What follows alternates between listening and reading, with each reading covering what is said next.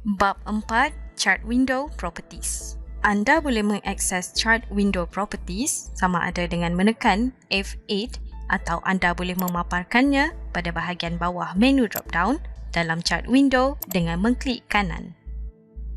Dalam tab Color, anda boleh melaraskan ciri-ciri warna mengikut pilihan anda. Dengan mengklik tab Common, anda akan mempunyai pilihan tambahan seperti menukar jenis paparan carta atau mengubah skala carta yang dipaparkan, atau mengaktifkan atau menyah-aktifkan shift carta atau scroll automatic.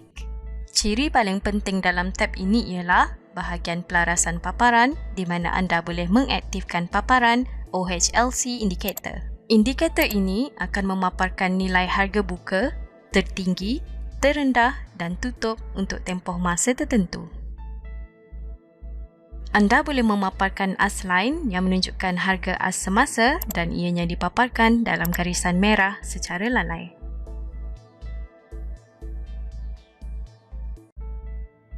Option lain ialah melihat penerangan objek dengan menandakan Show Object Descriptions. Dengan menekan Reset, anda boleh membawa semula tetapan kepada keadaan lalai.